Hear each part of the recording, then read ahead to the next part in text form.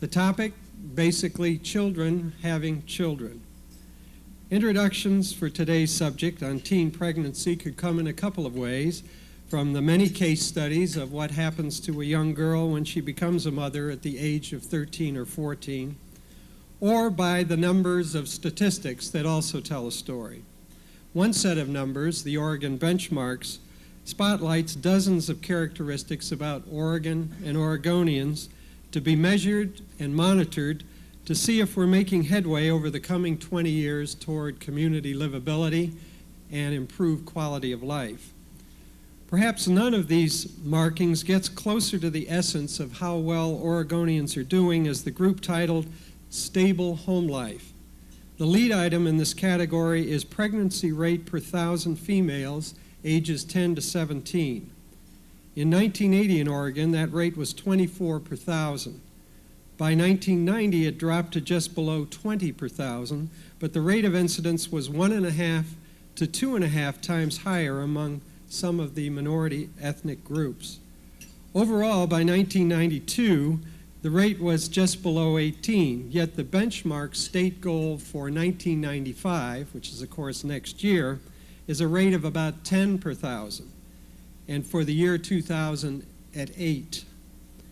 So here today to tell us how we move toward those goals and to tell us more about the magnitude of the problem of teenage pregnancy, why it's important to reduce its incidence, and what can be done to help, is Allie Stickney. Allie is currently acting as Senior Policy Advisor to Governor Roberts on teen pregnancy prevention. She's charged with developing a long-term plan to reduce adolescent pregnancy in Oregon in line with the priority that's been set by Governor Roberts on this issue. Before taking her assignment with the governor early this year, she was Executive Director of Planned Parenthood of the Columbia Willamette in Portland. She plans to return to that position after completing her assignment with the governor's office early this fall. Ms. Stickney has a long history of service to Planned Parenthood. She was Associate Director of that organization in its northern New England region out of Burlington, Vermont for a dozen years before she came to Portland in 1989. She's a leader in Western region activities of the Planned Parenthood Federation of America, and she's acted as consultant to family planning agencies and a presenter to forums across the country. She's a native of Minnesota and the mother of 5, all 20-somethings. Please join me in welcoming Allie Stickney to the Portland City Club.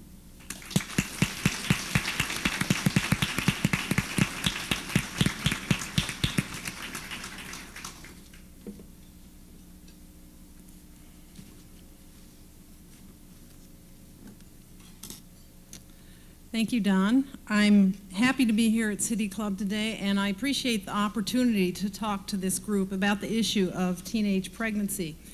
It's an issue that clearly affects the future health of the young people of this state, as well as the future health, financial health, and social health of the state of Oregon itself. It's a very important topic. But before or by way of getting into the issue of talking about teen pregnancy, I'd like to talk a little bit about us adults in the room. I think most of us in this room qualify as adults, and I'd like to talk a little bit about our behavior. Adults love to talk about teenagers or adolescents' irrational or irresponsible behavior. But I'd like to talk a little bit about adults' irrational behavior related to the topic of teen pregnancy and sexuality. Adults clearly don't want teens to get pregnant. We know that unprotected sex will usually lead to pregnancy. And yet, we would rather have teenage girls get pregnant than give them total and easy access to birth control. Which means we would rather have them make the very difficult choice between carrying a pregnancy to term and or having an abortion than to make it easy for them to get birth control. We know that our children face certain death if they become infected with the HIV virus. But we would rather have our children risk contracting a deadly disease than freely distribute condoms wherever possible. By sophomore year in high school, we know that around 40% of teens are sexually active. Yet in our school systems, the majority of sex education takes place in the 9th and 10th grades. Adults have a hard time understanding the risks that young people take regarding pregnancy. Kids don't get it. How can they say things like, "I didn't think I would get pregnant"? But if we asked who in this room has never taken a risk in sexual decision-making as an adult, how many hands would go up? Probably not too many. We allow shame-based sexuality education to be taught in some school systems in this country, instilling a sense of guilt and fear in young people about their sexuality. Then we wonder why kids would prefer to risk pregnancy than be prepared for sex and judged not nice. The majority of teenage girls who get pregnant and give birth identify a male over the age of 20 as the father.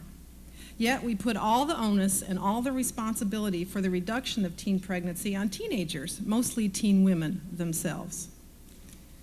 Issues of self-esteem and a sense of future play a big role in teenagers who become pregnant. Yet we do not invest any intensive resources in helping young women develop goals for the future or in simply smothering them with love and attention until they become mothers.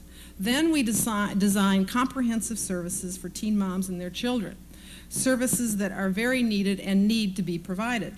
But should a young woman who is short on self-esteem and future plans be required to become a mother in order to have access to this array of services? Does any of this make sense? No, I would say. We need to come to terms with the fact that teenagers are sexual beings. That is not the same as saying that they are sexually active or are going to be sexually active or that we want them to be sexually active. But it is being clear that kids, whether a student in the classroom, a niece, a daughter, a grandson, are capable of the same feelings, attractions, pulls, and tugs that adults experience. Adults need to ask whether it is sex that we are trying to prevent or pregnancy and parenthood that we are trying to postpone. And we also need to distinguish between our personal values and our public policy. Every parent needs to communicate to their child or children their own values about sexuality, communicating what they believe in, what their ethics and values are that they would like their children to live by. But our personally held beliefs and values and public policy are not the same thing. If we want our public policy to be that young people are taught not to have sex, then we have a difficult job on our hands.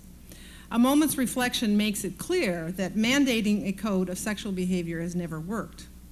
Communicating one's values and expectations for behavior, yes, let's do that. But abstinence as public policy, no. I would argue that in the end, for the majority of teenagers, it is pregnancy and parenthood we are trying to postpone, not sex that we can prevent. But let's look at some data, and Don has already referred to some of the data.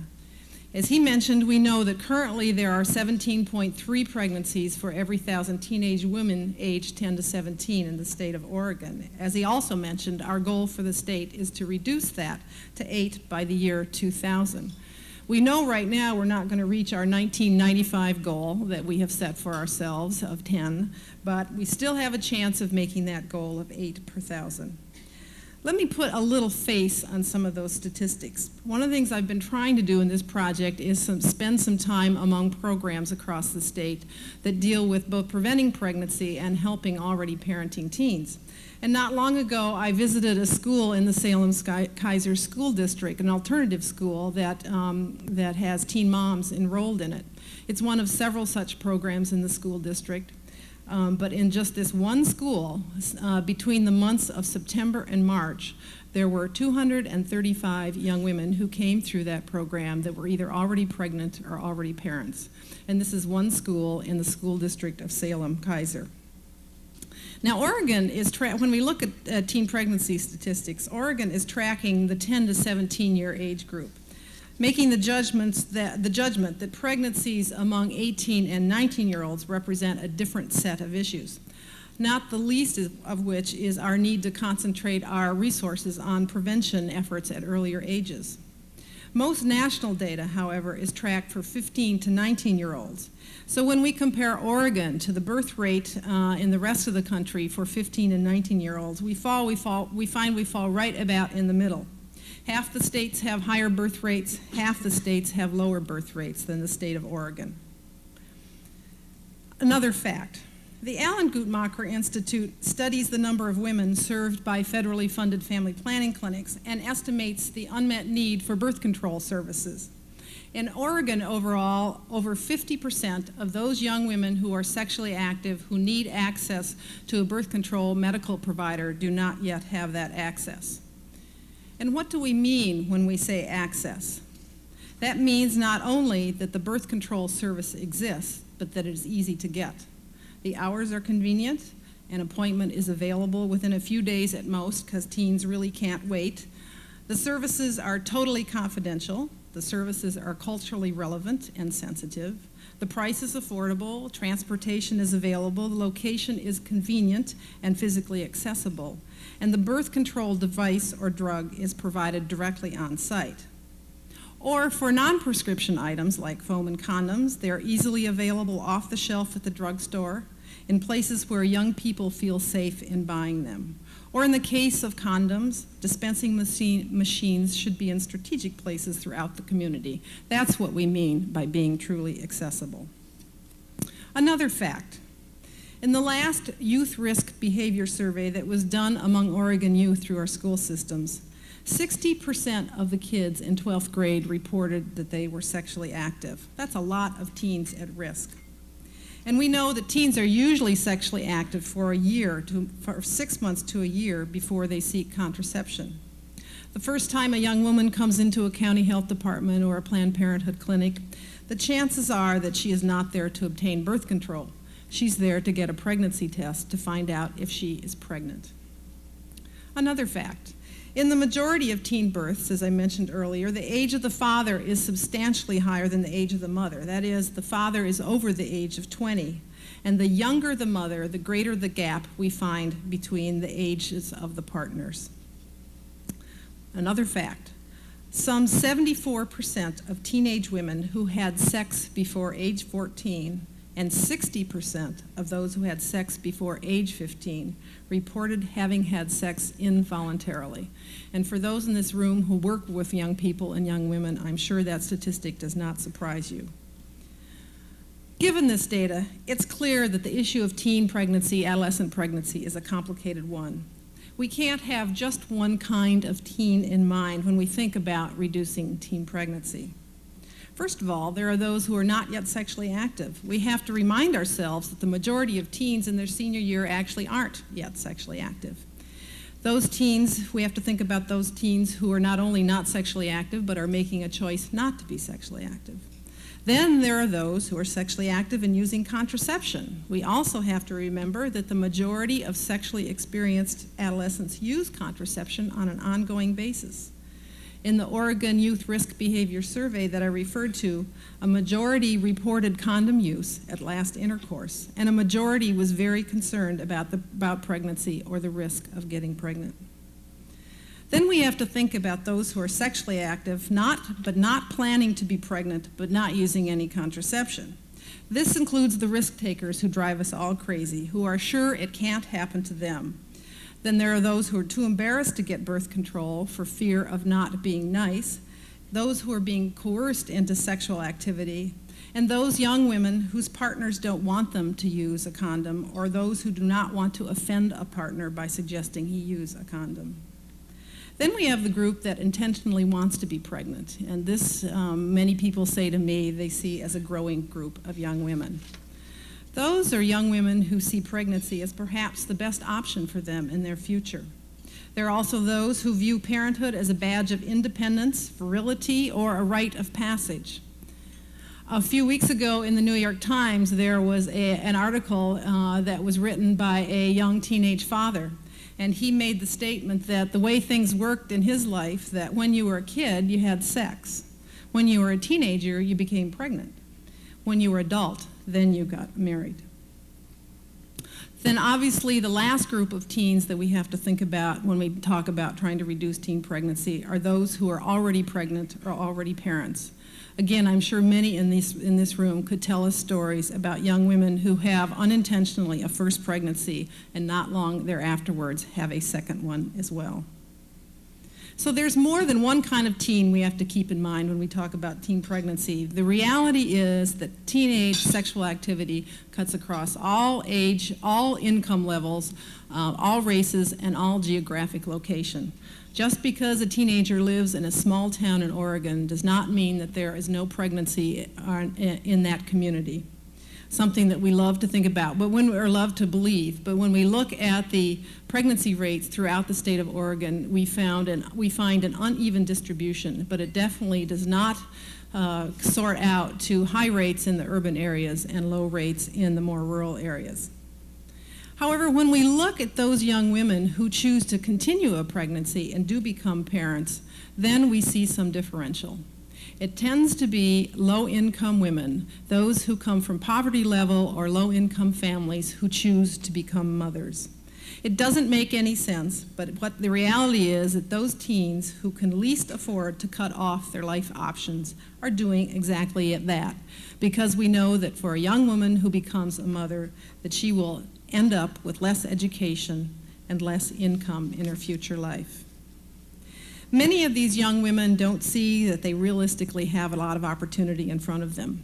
Babies look like, and in some cases actually are, a pretty nice trade-off between life as they have it now and life as they imagine it if they could have a baby to love them and to live for. In a young woman's mind, a baby becomes the ticket to something better. There's also a strong association not only between motherhood, teenage motherhood, and income level, but between teen motherhood and abuse. Several studies in the last few years have shown that between 2/3 and 3/4 of young women who become teen parents have been sexually abused. And when talking to folks who work in programs with teen moms, and teen moms themselves will anecdotally verify that fact. So when we're teaching young women and men refusal skills about how to say no to sex, we have to keep that linkage in mind. If we want to reach young women most at risk for ways to be refusing sex, we have to remember that for many of them, they come from a home setting where they're taught by someone who has more power than they do that it is not okay to refuse sex.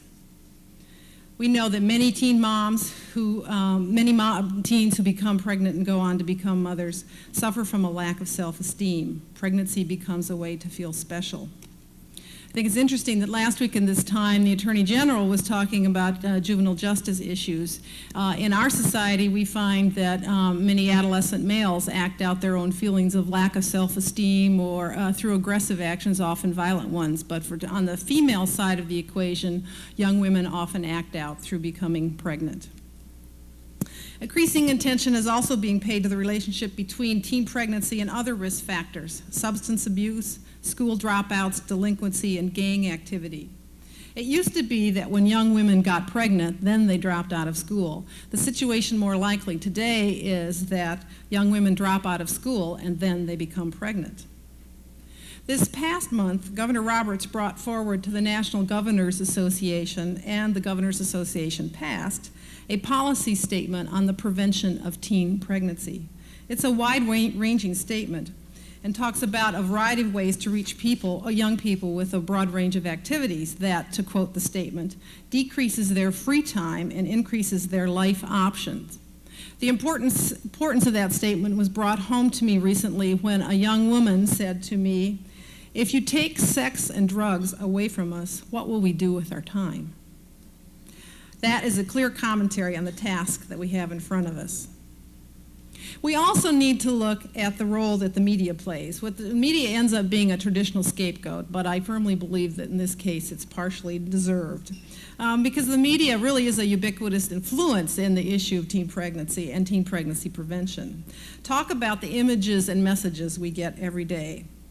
It's not only that sex is used to sell products to every age group in this country. It's the images of sexual beauty that are impossible for young people or any person to meet and impossible to ignore. Storylines that perpetrate uncommitted, no risk, no hassle sex, no sexually transmitted diseases or STDs, no birth control, magical sex, or the horrifying opposite of forced sex. So, given this backdrop, what should we do about the issue of teen pregnancy? First of all, Oregon has a pretty good history of protecting and enhancing the ability of teenagers to have access to contraception as well as access to safe legal abortion. Oregon has a state law that allows teens age 15 and older to consent to any medical treatment on their own. This includes contraception, STD treatment, and abortion. 4 years ago, Oregonians beat back a ballot measure that would have required that all teenagers notify their parents if they were going to obtain an abortion. Oregon steadfastly refused to implement the infamous gag rule proposed by the Reagan and Bush administrations that would have required family planning clinics with federal funds to withhold information from all women, including teenagers, about their options when faced with an unintended pregnancy. And in the Oregon Health Plan currently being implemented, all Medicaid-eligible women, including teenagers, can directly access family planning and reproductive health care without going through a managed care system or a gatekeeper. And now we also have the Oregon benchmarks process, with the state focusing on meeting the benchmark of reducing teen pregnancy and having put teen pregnancy in the urgent benchmark category. And we have the redesigned Commission on Children and Families, newly implemented with a statewide commission as well as county commissions in each county in the state that has given teen pregnancy one of its top billings for priorities for county commissions as well as the state commission to work on. We have over 18 RAP groups around the state of Oregon, Reduce Adolescent Pregnancy Projects, where volunteers make a 5-year commitment to work on reducing teen pregnancy in their community. In the jobs program in the state of Oregon, we require teen moms who receive welfare benefits to stay in school. They lose their benefits if they leave school. And Oregon has one of the highest percentages of teen moms who go on to finish high school. The Governor's Project will create an action plan for communities to use. It will be oriented toward building on those activities that communities already have in place. In the last 4 months of this project, since I began my time with the governor's office in March, input has been sought from groups and organizations across the state, both students and adults. Thousands of people have been reached through this project. Governor Roberts has spoken over Oregon's satellite network, EdNet, to reach both students and adults in communities across the state. There have been 9 on-site community meetings, and we held a statewide forum in Portland in June that reached over 300 people in 70 communities across the state. So there's a lot going on at a community level in Oregon that we need to make sure that we build on when talking about solving or trying to make some reduction in teenage pregnancy. So what are some of the things that we've learned through this process of talking to people across the state? What are some of the potential components of an action plan? First of all, we need to be serious about access to birth control services and information. Kids who are pregnant had sex. In its simplest form, it's not because they weren't thinking about their future or because they didn't have life planning skills. They simply had unprotected sex. They need both birth control information and services itself to prevent pregnancy. These are 2 important building blocks. One of the things the governor did after she spoke to students across the EdNet system, over 2,000 students, was to ask them to fill out a questionnaire and respond to a series of questions. We got 700 responses, and when we asked them, what could we do to try to reduce teen pregnancy in the state, the majority of kids answered, give us more information and give us more birth control services. We need contraception more directly available, including in our school-based health centers across the state. We need family life education, not just sexuality education, but more broad-based family life education, which is age appropriate, that starts in kindergarten and goes throughout the school years. Studies show that educating about birth control does not cause an increase in sexual activity, and I'd like to repeat that. Studies show that teaching kids about birth control does not cause an increase in sexual activity. However, on the other hand, we have found that it doesn't guarantee their use of birth control either, so we have to do more. We have to do a lot more. Many kids have information but don't use it. They have heard the birth control talk, they have access to services, but they don't use birth control methods. So we have to start earlier, and we have to stay in it for the long haul. Once the risk behaviors of any kind get going, whether it's sexual activity or drug use, it's very difficult to have much influence over changing their behaviors. So we need to start before the risk behaviors start, and we need to be comprehensive. If we stand back and look at the big picture, it's clear that we're dealing with some very large and difficult factors: poverty, race, abuse. Reducing teen pregnancy does not lend itself to token efforts or short time frames. We need to teach skills for saying no, refusal skills, saying no to sexual activity. This is different from abstinence education, or it's a little different turn on talking about abstinence. The subtle but important difference in telling kids not to have sex versus teaching kids how to refuse sex if they don't want to have it. Remember, sex is different from drugs. We want our kids to abstain from drugs for their entire life, but sex is obviously a healthy part of life. We are looking for postponement, not lifelong abstinence. We need to help parents communicate with their children. We need to help parents articulate what their own values are and give them skills to communicate those values to their children. Oftentimes, parents don't know exactly what they think. They know they want to tell their kids something, but they're not sure exactly what it is they think. It's very important that we give parents help in doing that and then help in communicating what it is they do think. We need to do better teacher training. We need to give teachers the skills and help they want to turn classroom opportunities into better discussions. Teachers often ask for more resources and training in this area. We need to define the word teacher to include peers, because one of the things that we have found is peer educators are very effective in reaching young people. We need to build community webs in order to focus on high-risk kids. One of the things that Multnomah County is doing is structuring family resource centers where we can bring together a variety of resources to help kids across the community: education, health, and social services, and groups that we haven't thought of involving yet: businesses, religious groups, employment agencies, park departments, health clubs, barbers and beauticians, culturally based groups. We need the whole community involved in this issue. And we need to give the message that postponing parenthood is good, that being a parent too soon is not a good idea. Now, it's very important that we remember that this is a different message than teen parents aren't good. Many teen parents work extremely hard. They handle a tough situation with amazing grace and coping skills, and they provide a loving environment for their children, and we need to give them a lot of credit.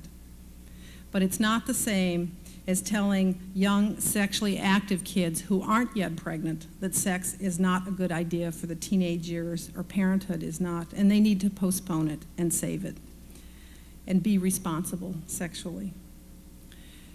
We need to allow for diverse viewpoints and diverse cultures. There are differences, and we need to acknowledge them, and we need to build them into the discussion. Not all cultures view pregnancy in the teenage years as a problem. Some see it as a time when childbearing should begin. And we also know that within cultures, there are generational differences. Some children raised in this country when their parents were born in others obviously become involved and influenced in mainstream America and have values that are different from their own parents. Not a surprising phenomenon, but certainly something that we need to pay attention to when we talk about teen pregnancy. The last thing we need to consider is to have kids be part of the solution, and it's definitely not the least important thing. We aren't talking to young people enough when we talk about what the solutions ought to be. One of my thoughts is I would love to give a pile of money to a group of kids and say, would you go figure out a way to spend this money and reduce the teen pregnancy rate? Adults haven't done that great a job with it. What could you do about it? That's one of my fantasies. What are some things that you could do individually? First, you could ask the media to deal more responsibly and responsively to this issue. Don't let them get away with current programming and storylines, but applaud those who are changing the storylines, and there are definitely some writers out there who are doing that. Say that you want to see contraception advertised as part of a message of responsible sexual behavior. Another thing you can do is make sure that the next governor of Oregon and the next legislature hears from you about the importance of teen pregnancy prevention. And when the gubernatorial candidates, Kitzhaber and Smith, come before the City Club, I hope you will ask them what they intend to do to carry forward Governor Roberts' program on teen pregnancy prevention. Also, you can make sure your own school board knows how you feel about access to family life education and birth control.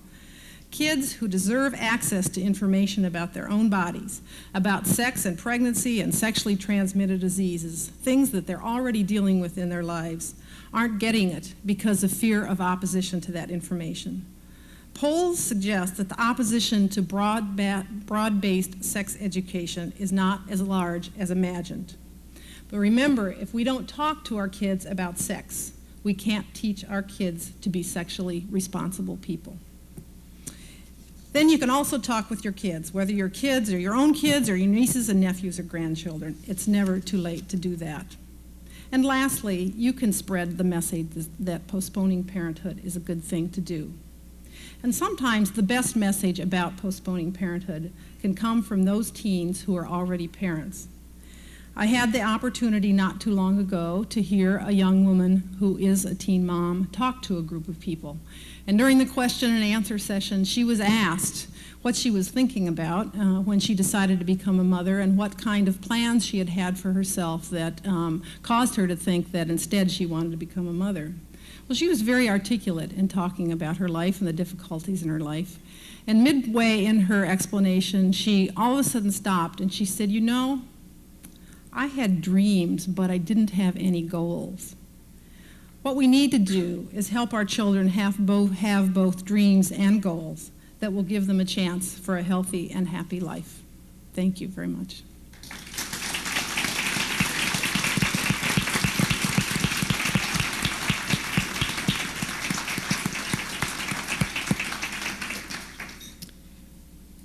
Thank you, Allie, for a wealth of information and a challenge to all of us on this important issue.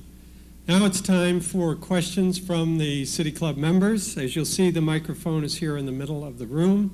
Please come forward, identify yourself, confirm that you're a member of the City Club, and please abide by the 30-second rule to communicate your question to the speaker. Our first question, again, will come from Bill Crane. Thanks, Tom. Allie, in certain other modern nations, France and Denmark come to mind, there are stringent laws which hold fathers of children responsible for having created those children. For instance, in divorce settlements in France, if a deadbeat dad doesn't pay his alimony, he's a criminal against the state. The state pays the mother, and they go after him. Also, in non-marital births, fathers are expected to take care of their children until they reach majority. Would you recommend anything in the way of changing laws about paternity in the state of Oregon?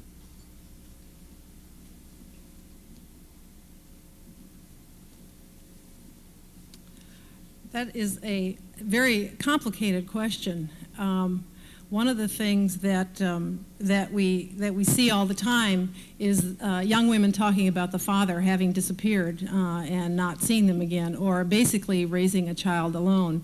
And it's true that we in this society have let that happen. I think recently, the response to Dan Quayle's comment of last year, we seem to have done some turning around now by a variety of people in saying that perhaps a child really does need two parents to raise them.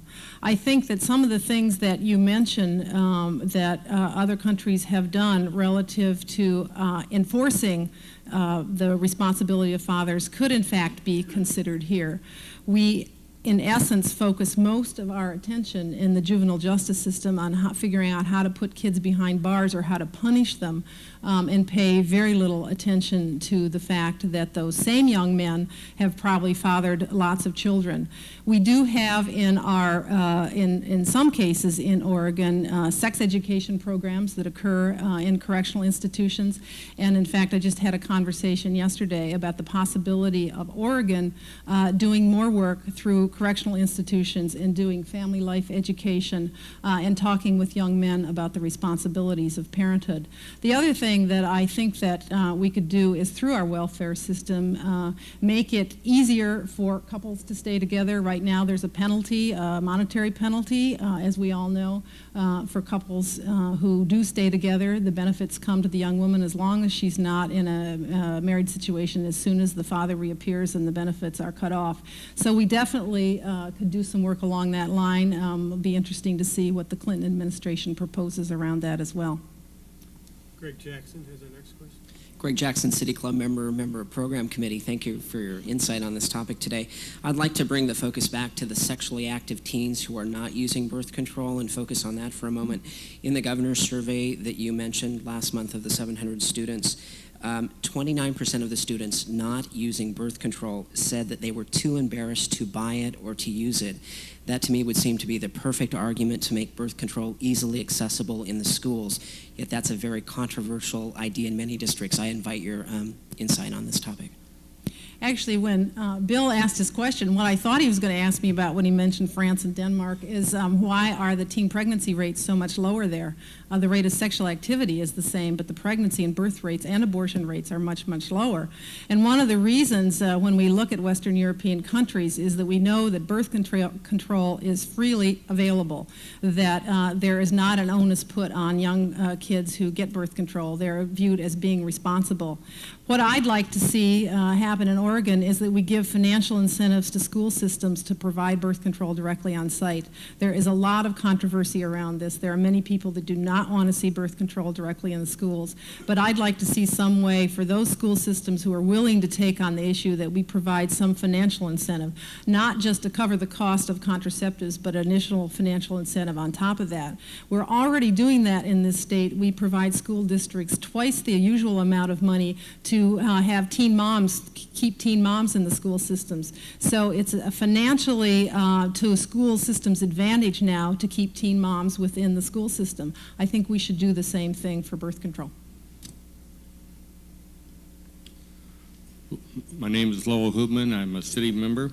I have a question for you. I just had the opportunity to travel with my wife, who's the national director for the state of Oregon for school nurses, to their national convention. And I sat in one of their focus meetings, and it came out through most of the directors and the nurses that were there, why do the state planners in teenage pregnancy leave the school nurses out of the program? I'm sorry, why do they eliminate school nurses? Why do they leave them out of the planning program? Oh, school nurses. That's a very good question because they shouldn't be left out of the planning because school nurses are those that remain, and one of the problems is a lot of those positions have been cut back, but school nurses are oftentimes those people in the school system that know some of what's going on with kids.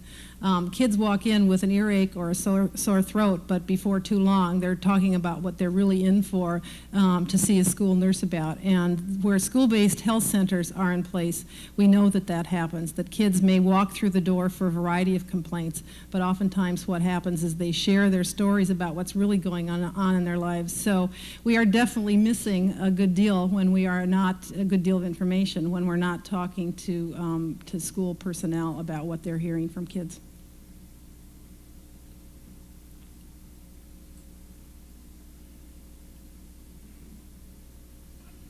I'm Paul Milius. I'm a City Club member and also proud to be a member of the Planned Parenthood Board.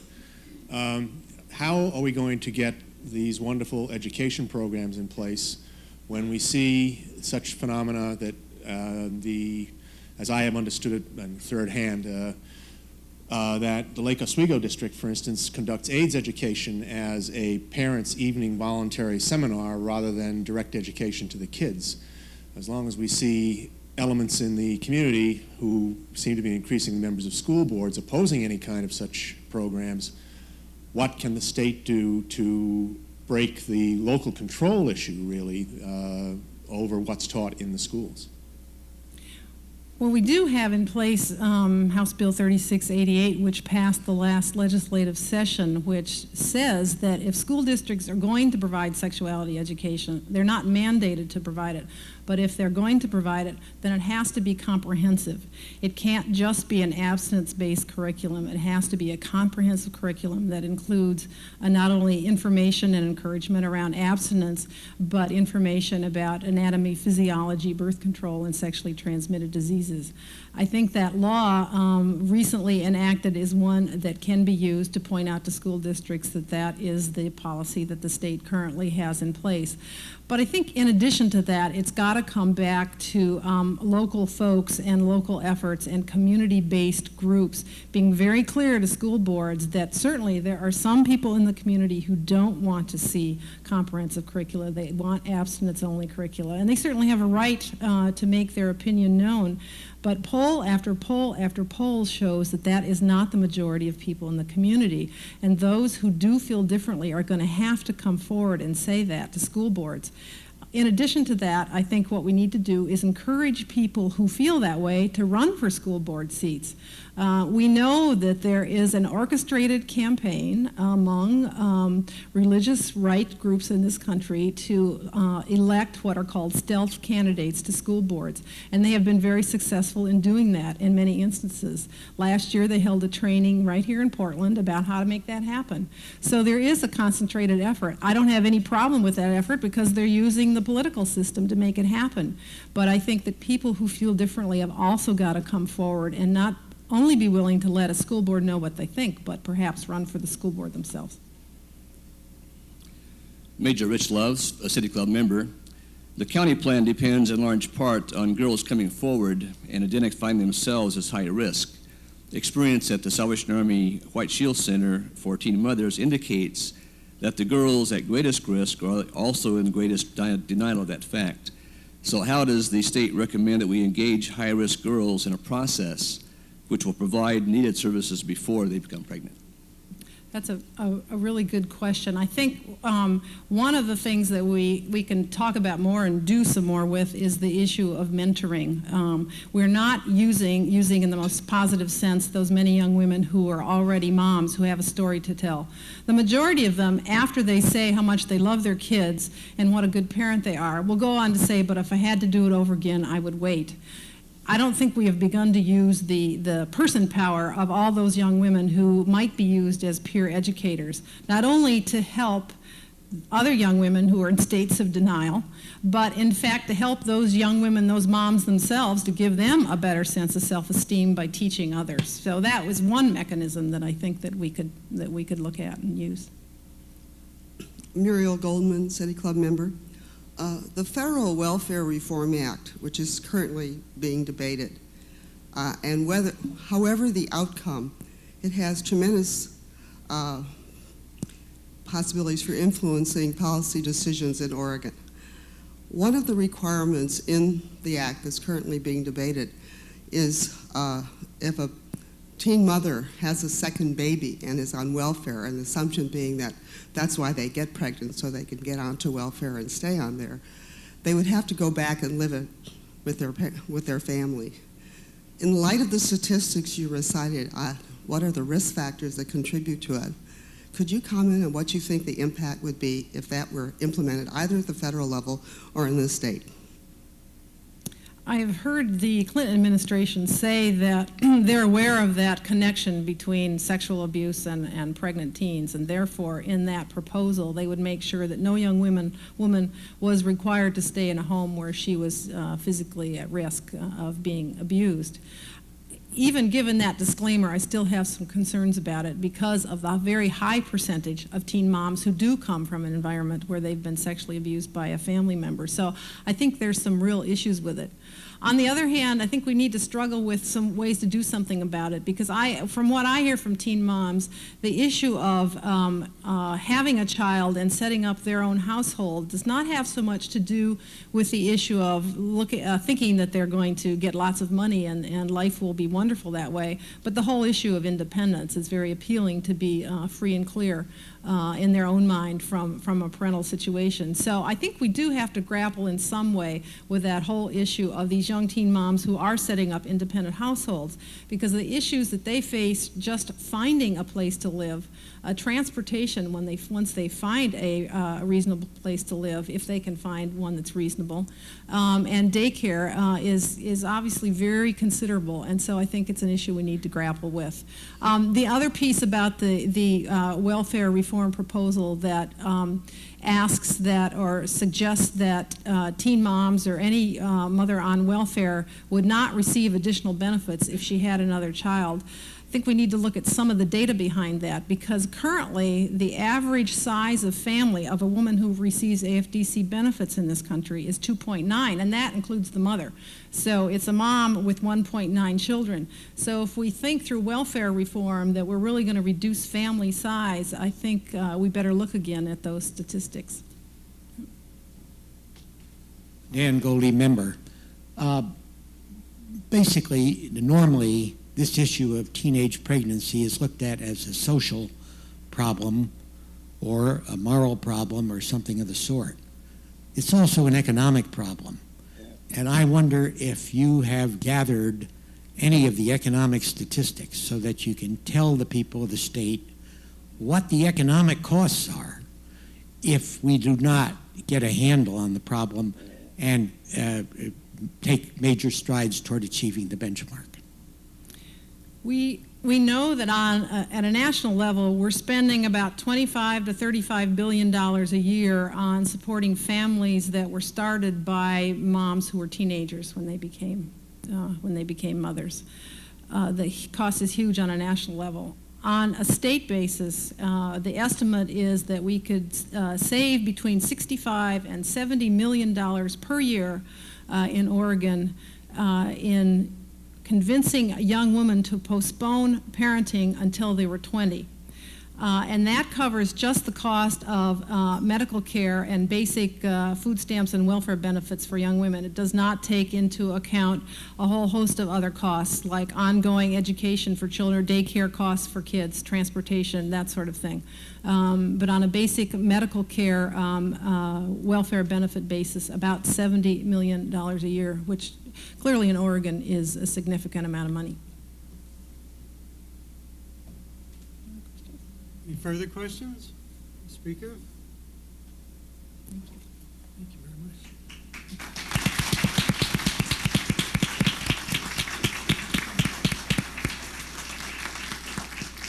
It's a pleasure to have you with us, Allie, and we wish you good speed on the rest of your assignment with the governor. We're adjourned. Thank you.